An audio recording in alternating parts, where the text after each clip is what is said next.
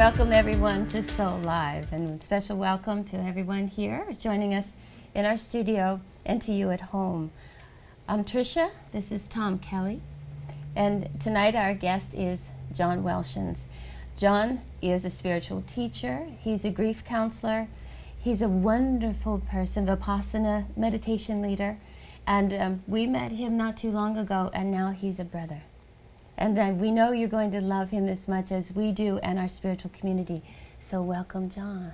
Thank you, Tricia. It's wonderful to be here. Okay, we're going to, because you're a grief counselor, and we as the collective, I've never had anyone to ask this to, okay? We just lost someone we love very dearly, all of us, Whitney Houston, right? Talk to us a little bit about what happens in the collective psyche when someone that we love but don't know transitions. That's a really interesting question.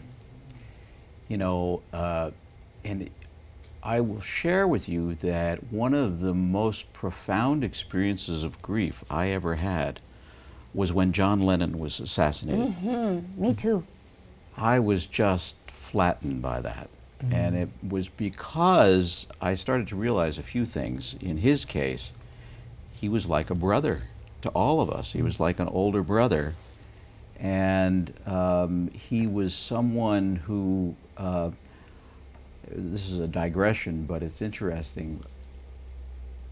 My first individuation consciously from my parents was because of the Beatles.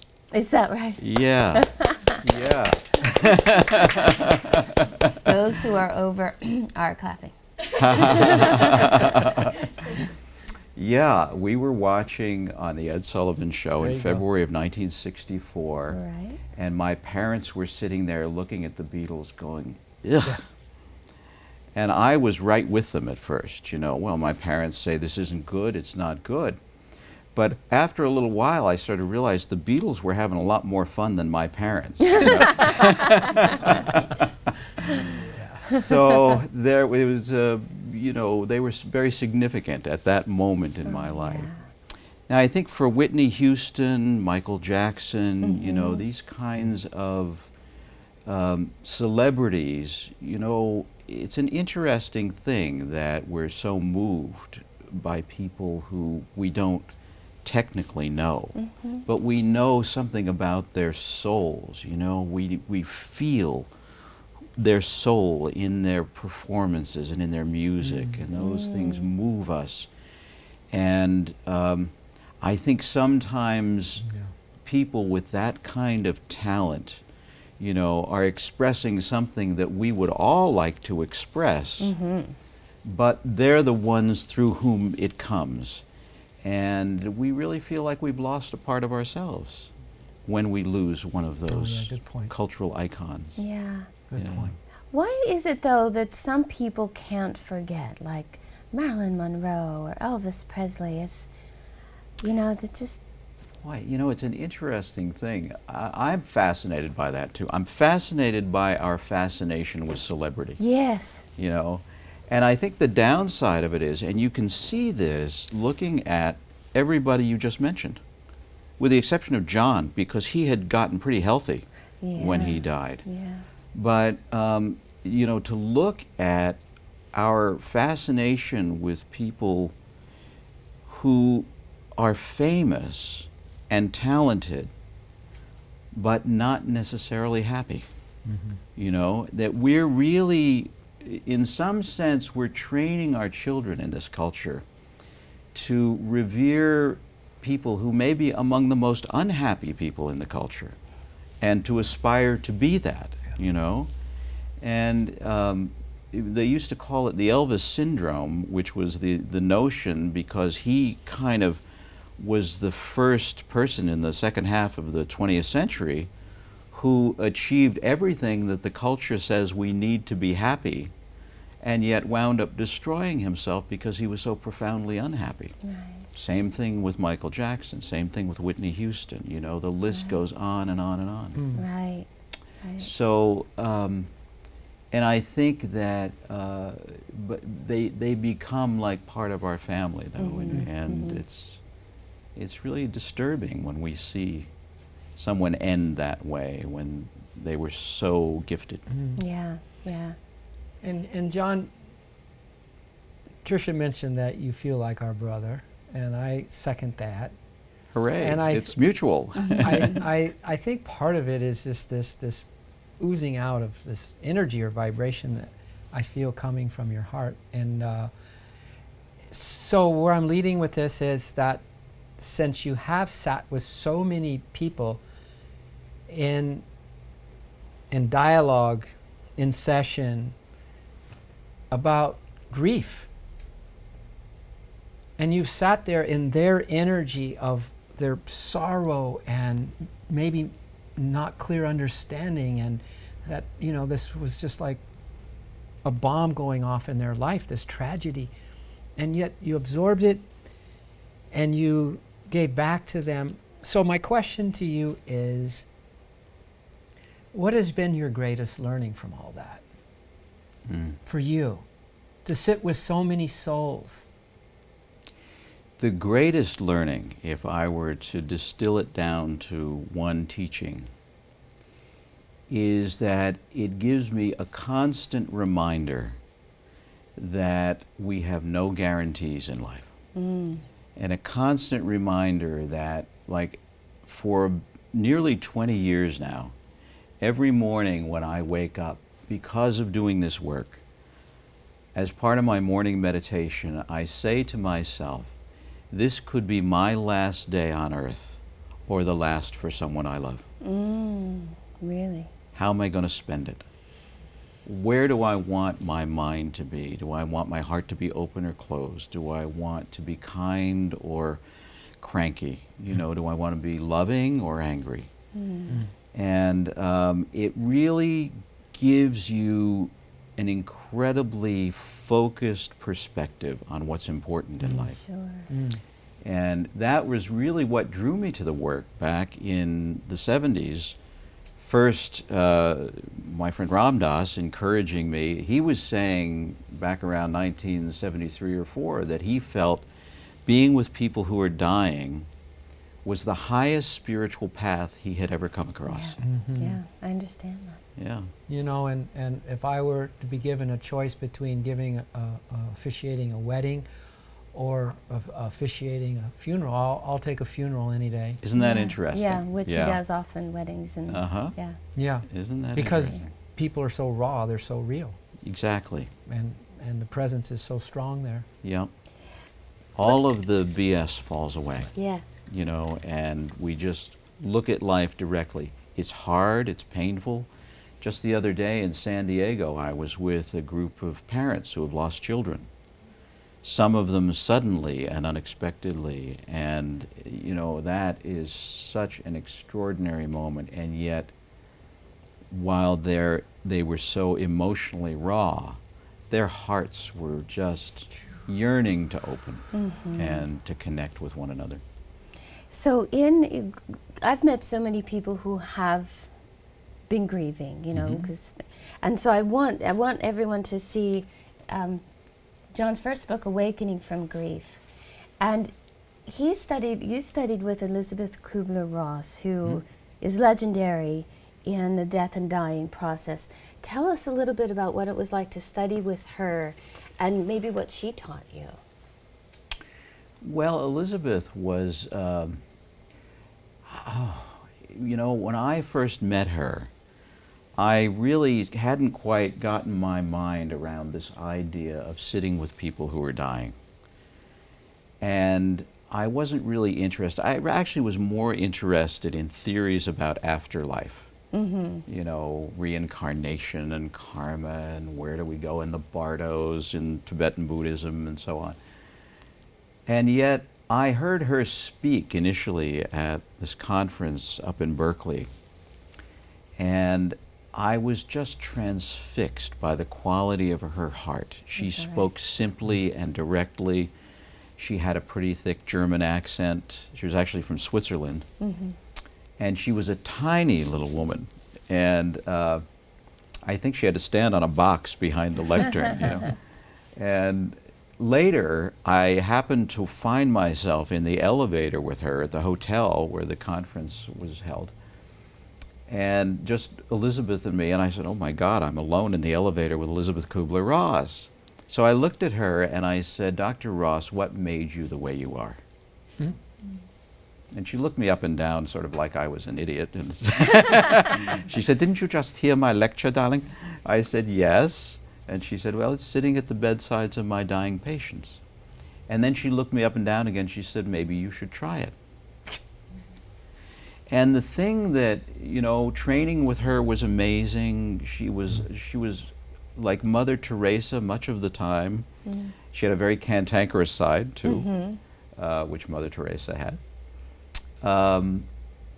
But I think that the thing that really touched me was that when I started working with people, I found so many people who would say to me, and this is not a majority of people, but to this day I would say maybe 40% of the people that I've worked with who are dealing with a terminal diagnosis at some point have said to me something like, I've never felt as alive as I do since I found out I have cancer.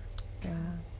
And, you know, even after training with Elizabeth, that was so bizarre to me when I first heard it. And I thought, well, you know, the disease has gone to their brain, you know, they're not thinking clearly. Fortunately, Elizabeth had taught us to be a little more tactful, and to ask questions, you know. And that was a very profound teaching. She said, don't ever think of yourself as an expert in this field. There are no experts. Learn from everyone that you work with, because everyone is going to have something different to teach you. So ask questions. So I would say, well, I can't really understand that. How does that work? How is it that facing your own death makes you feel so alive? And people would say something like, when you know you only have a finite amount of time to live, suddenly everything looks different. And your priorities change, and your senses awaken, and you see sights you've never seen before, and you hear sounds you've never heard before, and you smell smells you've never smelled before, taste you've never tasted before. Everything begins to sound like a great symphony and look like beautiful art because you're really appreciating the moment. And then I started to see this parallel because I was already working with Buddhist meditation, which was about living in the moment. And I was seeing how this recognition of mortality was forcing people to live in the moment and how profoundly that affected them. And then to realize that maybe we could do that too, because there's a certain way in which our culture has always trained us not to think about that. Yes. Don't think about your mortality. Right. Don't recognize that life is uncertain, because it'll make you depressed. Well, you know, I'd say, well, if that strategy worked, great, but what's the #1 most prescribed drug in America? Prozac and other antidepressants. So our strategy hasn't worked, you know. And then I look at cultures where death is out in the open, like India. People seem much happier. It's fascinating. It's fascinating because it's almost like in this culture, we have this sense that we have time. We were talking about this the other day, like, I'll get around to being loving later, you know, I'll find happiness later.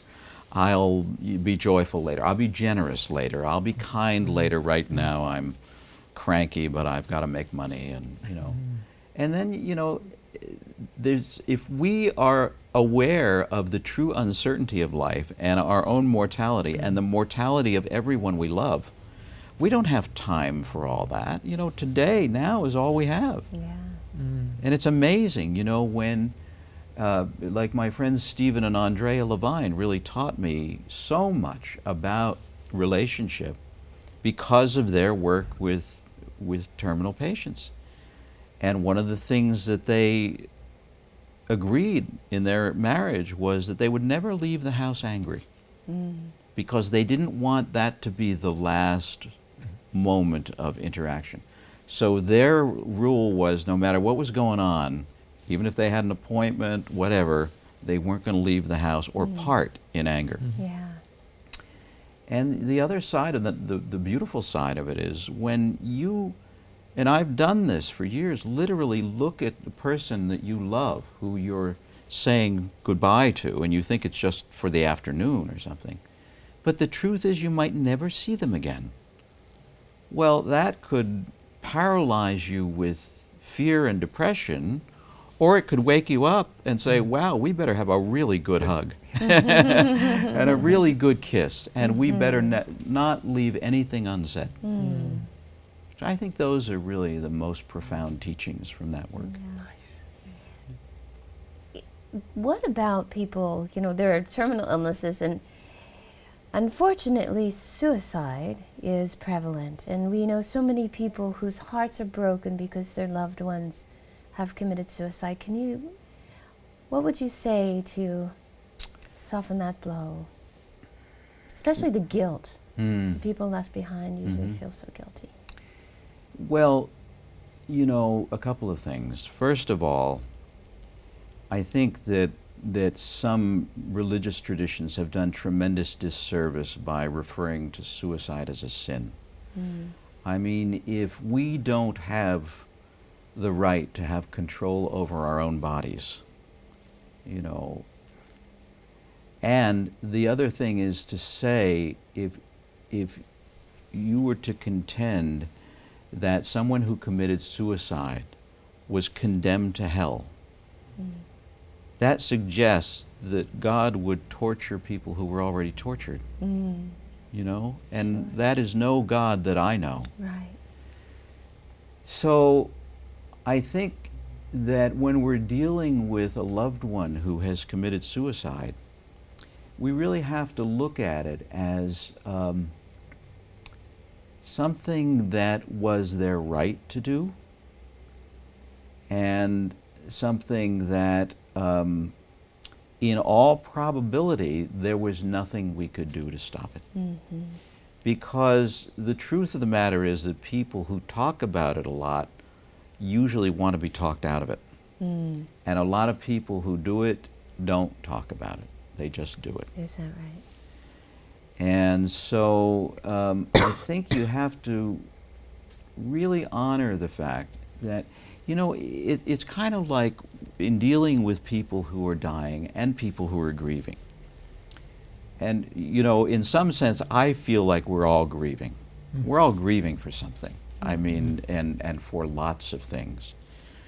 So it isn't just something that we experience in the wake of the death of someone we love, although it gets really strong then, you know. But most of us have a kind of underlying grief. You know, people say to me, are you happy? I say, yes, I'm incredibly happy. People say to me, are you sad? I say, yes, I'm incredibly sad. And we don't understand in this culture that those two things can exist simultaneously. You know, that's part of being a full human being. Now, someone who commits suicide generally doesn't see that possibility. In other words, their sadness is so great, their pain is so great, that the only way they see to be free is to take their own life. I don't encourage it, you know, I don't, I think if anyone comes to me and says, I'm thinking about it, I'd like to talk about it, I always say, well, good, you know, because I think I shared the other day that I had that motivation when I was a teenager. I was a very depressed teenager, and I often came close to committing suicide. And finally, somebody, I think Maharaji, whispered in my ear, you know, you can only do that once. And I thought, hadn't really thought of it that way. No do-overs, huh? And then the next statement was, hang in there, it might get better. And I'm so glad that I did, because it's so much better. But, you know, I think that it's especially hard for someone whose child has committed suicide. For a parent, it is just, in any case, when a child dies, part of being a parent is the sense that I should have protected them. I should have done something to prevent this. That's my job as a parent. But it isn't, because, you know, that's playing God, and we while we are God in our souls, we cannot take away anyone else's suffering. That's really not possible. And you can look at it from the karmic perspective. You know, people come to me for counseling, and I know some of them are going to benefit from it and some aren't. You know, sometimes people have what I call the yeah but syndrome. You know? And I say, you could try this. And they say, yeah, but I can't because, and I say, well, you could try this. And they say, yeah, but I can't because. And then I'll say, well, then you haven't suffered enough. Go back and suffer some more. And I don't mean that to be unkind, you know. I think that that's, because we all have to get to a point where our suffering is so great we're ready to change. For some people, unfortunately, the change they decide on is to take their own life. Yeah. But it certainly is coming out of suffering, which we all have. But, you know, to think that we failed in some way because we didn't alleviate another person's suffering, you know, there's only so much you can do. Yeah, yeah. And sometimes it goes down the way it goes down, and then it's always easy to, you know, in football they call it being Monday morning quarterback. It's always easy to look back and see what you wish you had done differently. But in the moment, the truth of the matter is, you really couldn't have done anything differently. Well, let's stay Does on that deal with that subject? It does very well, and it will. Here's another book. Now there's a couple of John's books, and people always ask us, can you recommend? So that's why I'm holding up John's books. You'll see these in there because both Tom and I, look at this. We use them all the time, and I want, when prayers aren't answered, I actually did a class on this. Really? Not a workshop, but a metaphysics and master's class. And one of my favorite parts in here is a letter that Ram Dass wrote to the family whose daughter was murdered. Right. Do you want to, and I have it marked, but it had some profound wisdom. Oh, that is a gem. That yeah. is. Did you want me to read it? Well, you can, or you can speak to it. It's really up to you. But if you remember the Oh, I remember it well. Yeah. In fact, I remember when Ram Dass got this was in 1978, I think, and or 79, and it was a couple who were students of Ram Dass's, and they had moved to Ashland, Oregon. I can't remember where they came from, but they went there because they thought that would be the ideal environment for their children to grow up in. And their 12-year-old daughter one day went out to play with a friend and was abducted and brutally beaten and raped and murdered.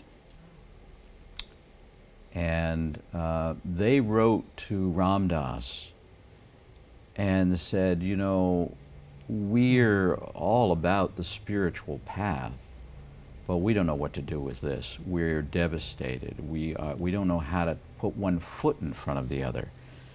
We don't know how to go on in this circumstance. How do we do it? And Ram Dass got the letter and just started sobbing when he read it. And, you know, in that moment, he didn't know what to say. What do you say? But he knew that the only thing he could do, he had to respond, and he sat down and he meditated for quite a while, and then he sat down and he wrote this letter. Steve and Anita. Rachel finished her brief work on earth and left the stage in a manner that leaves those of us left behind with a cry of agony in our hearts, as the fragile thread of our faith is dealt with so violently. Is anyone strong enough to stay conscious through such teachings as you are receiving? Probably very few. And even they would only have a whisper of equanimity and spacious peace amidst the screaming trumpets of their rage, grief, horror, and desolation. I cannot assuage your pain with any words, nor should I, for your pain is Rachel's legacy to you. Not that she or I would inflict such pain by choice, but there it is. And it must burn its purifying way to completion. You may emerge from this ordeal more dead than alive. And then you can understand why the greatest saints, for whom every human being is their child, shoulder the unbearable pain and are called the living dead. For something within you dies when you bear the unbearable. And it is only in that dark night of the soul that you are prepared to see as God sees and to love as God loves. Now is the time to let your grief find expression. No false strength. Now is the time to sit quietly and speak to Rachel and thank her for being with you these few years and encourage her to go on with her work, knowing that you will grow in compassion and wisdom from this experience. In my heart, I know that you and she will meet again and again and recognize the many ways in which you have known each other. And when you meet, you will, in a flash, know what now it is not given to you to know, why this had to be the way it is. Your rational minds can never understand what has happened, but your hearts, if you can keep them open to God, will find their own intuitive way. Rachel came through you to do her brief work on earth, which included her manner of death. Now her soul is free, and the love that you can share with her is invulnerable to the winds of changing time and space. In that deep love, include me too. So much love, Ram Dass.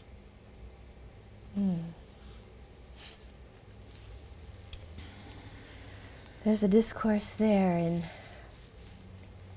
fierce truth. Yeah.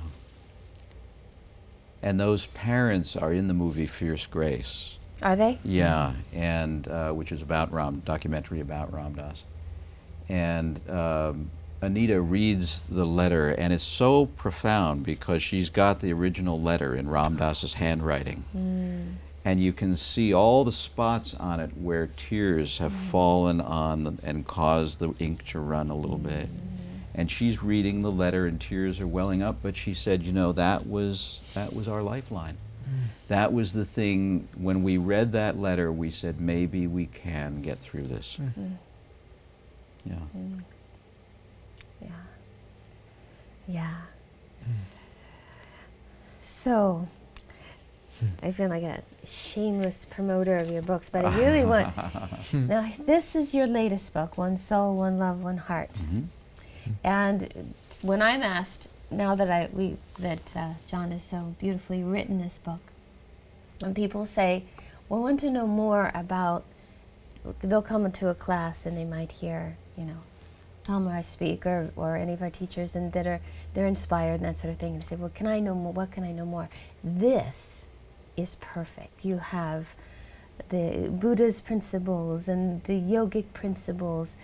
What was your intention? And it has a lot of your life story, which is so wonderful. Well, the intention was, the book was originally called The Yoga of Love and Relationship. And I was just telling someone outside that the publisher didn't like that because they had a publishing idea that in that period of time, they didn't want any books that had yoga in the title because the market had been saturated or something. So I had to come up with another title, and I was sitting in a restaurant, and Bob Marley's song, One Love, One Heart, came on, and I heard it, and I thought, oh, one love, one heart, one soul, one love, one heart. And I called them up and said, how do you like that? They liked that. So, and the subtitle is The Sacred Path to Healing All Relationships. Now, I realized when I made that statement that it was an audacious suggestion that you could heal all relationships.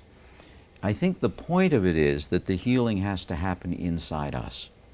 That it's possible sometimes in dealing with another human being that you can increase the effectiveness of communication, you can open your hearts to one another, you can develop empathy for one another.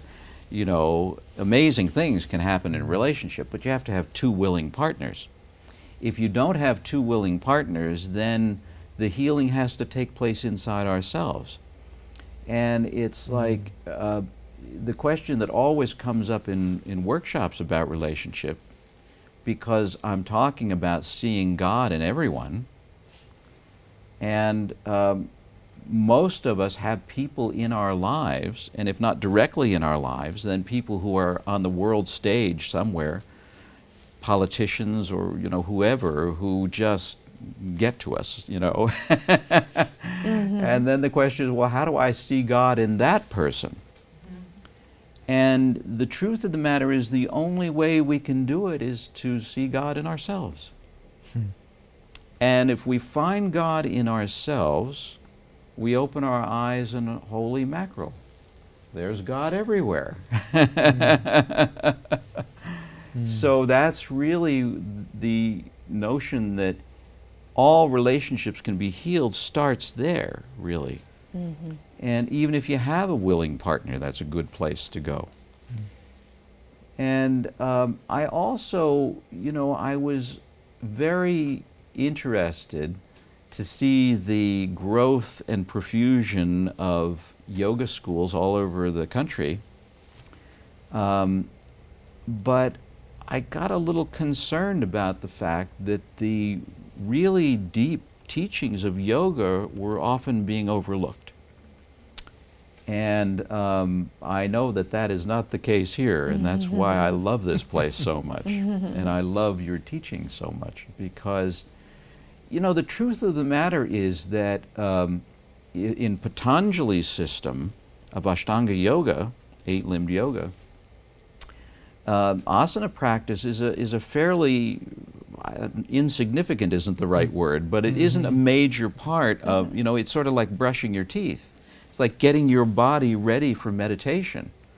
Like you brush your teeth and you eat the right foods and you do the yamas and niyamas and then you do asanas, and then you're ready for meditation and for exploring the deeper truths, which are really about an entire lifestyle. You know, yoga is an entire lifestyle. And I've seen that it's possible for it to become kind of like a competitive form of gymnastics almost. Sure. And that, I mean, to me, yoga means union, you know. The purpose of doing yoga and practicing and embracing the yogic lifestyle is to find a way to achieve union with our own Atman, the God within us. And yet I started to see in the modern day yoga movement in America a lot of pride, competitiveness, and you know, not a charitable spirit being generated, but like the classic story, which really was the thing that said, I've got to write a book about this. I was taking a class with a wonderful Hatha yoga teacher, but it was a school that wasn't really invested in the deeper teachings of yoga. And at lunchtime, I went out to lunch and I came back and I watched two people who were in the class having a vicious argument in the parking lot about a parking space. I I thought, is this yoga? What kind of yoga is it?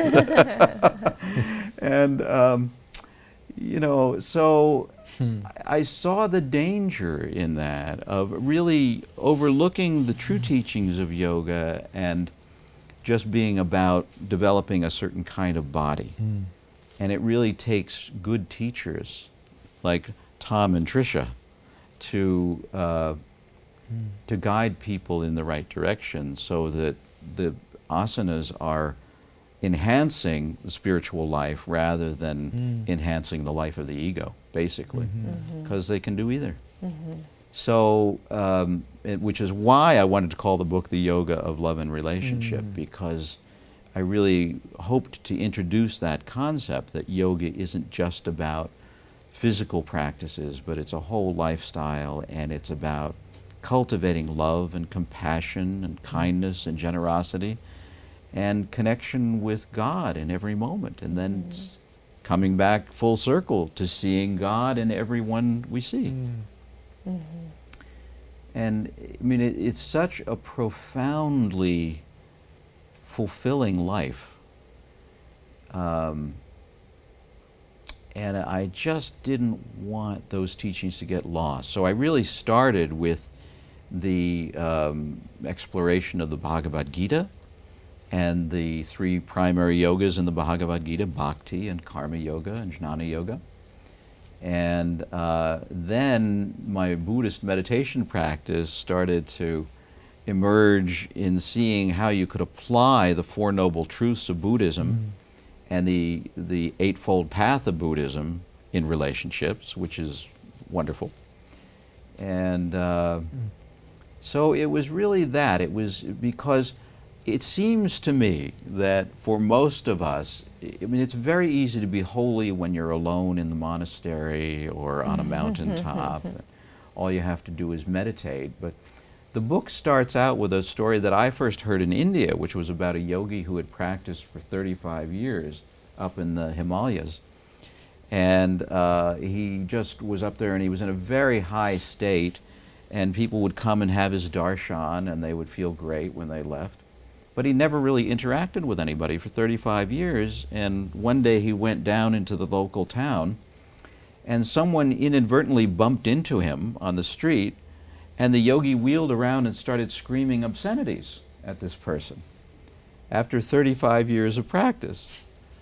And you know, the story really says that there's more to this path than just cultivating bliss or cultivating, you know, it isn't just 90 minutes of stretching and releasing tension in order to get up and go back out in the world and get crazy again, you know, that we can take it so much deeper than that and apply it in life. And then ultimately, you know, you could say that the yoga of love and relationship is the most difficult yoga there is.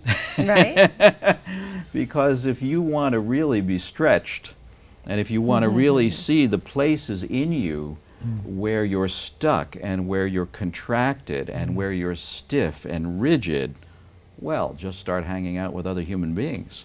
And they all come to the surface, right?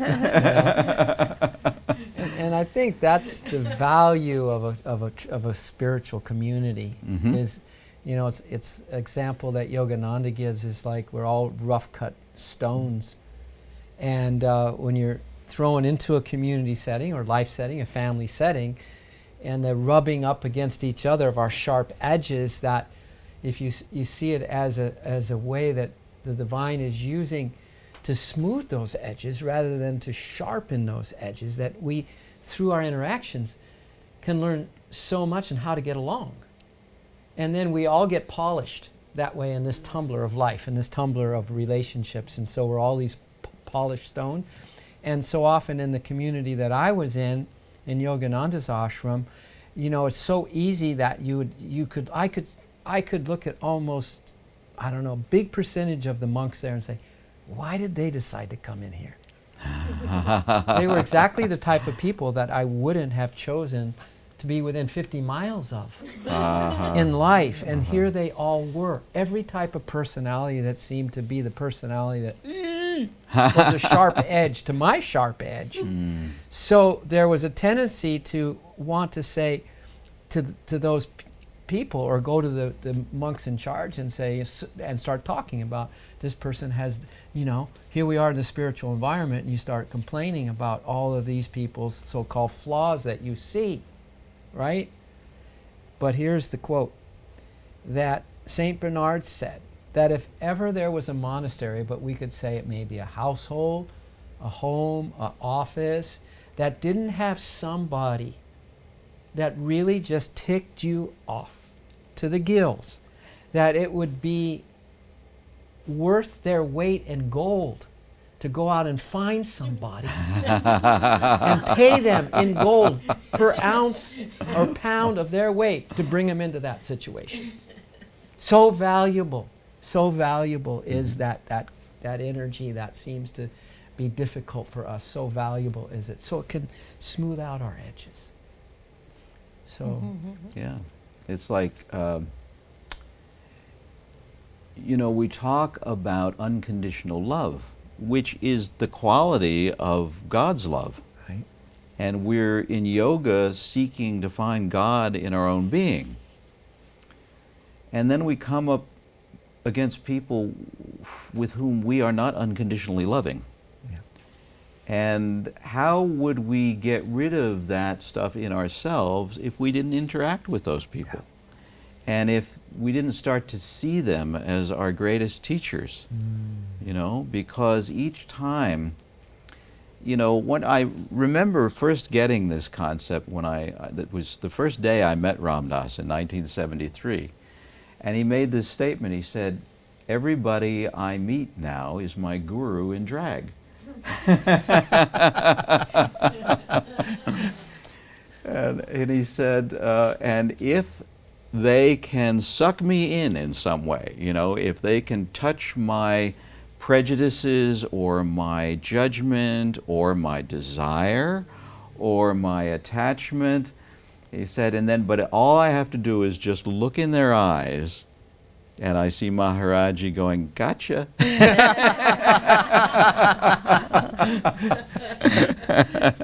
Right. Yeah.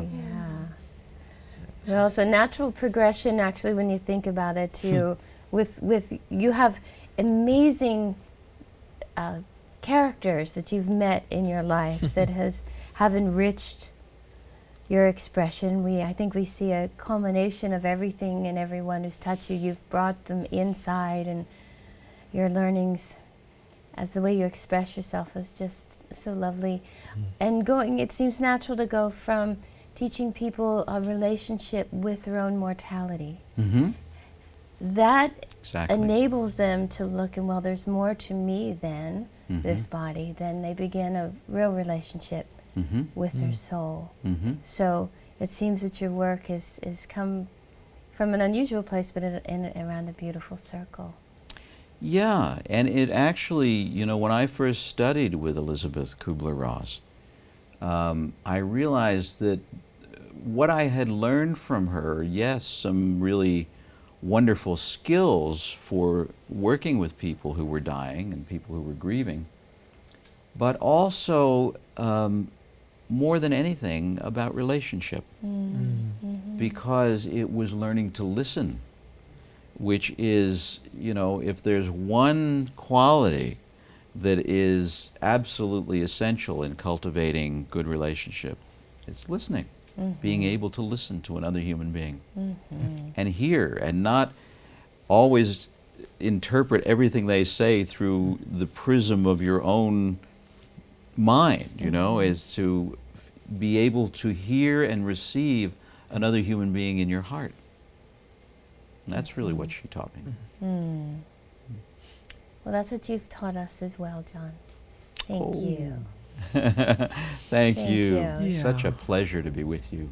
Yes. And John, could you leave us with, well, I'm going to ask you that as you sit in yourself right now, and without even thinking about it, and there was one message you could leave us with, meaning that every soul, every heart on the planet could receive the energy from your heart around this one message, what would be a message you would like to leave us with?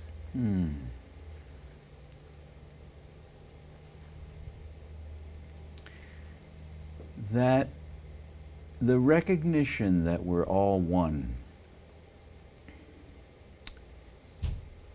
will bring the greatest joy. And it may also bring great suffering. Because when we recognize that we're all one, we start to realize that we're so interconnected that no one is separate, that everyone on earth who's suffering in this moment is us. And everyone on earth who's joyful in this moment is us. And if we can find our way into feeling that and understanding that, you know, it seems overwhelming. We turn away from it because we say, I can't handle all the suffering in the world. I can't even read the newspaper. I can't watch the news. And sometimes I invite people to do it as a meditation. You know, to sometimes cultivate the ability to look at something that you find abhorrent and see if you can open your heart to it. Because everything, the truth of the matter is, if we're all one, it's all part of us. And when we turn off parts of the world and other human beings, we're turning off a part of ourselves. So, love, love, love, love, love. Love is just more fun. Well, my friend, thank you so much. Thank you. Your presence will stay here, and stay here, and stay here. Yeah, come back soon, huh? Yeah. Well, maybe I won't leave. Well, perfect. Namaste. Namaste. Namaste. Mm.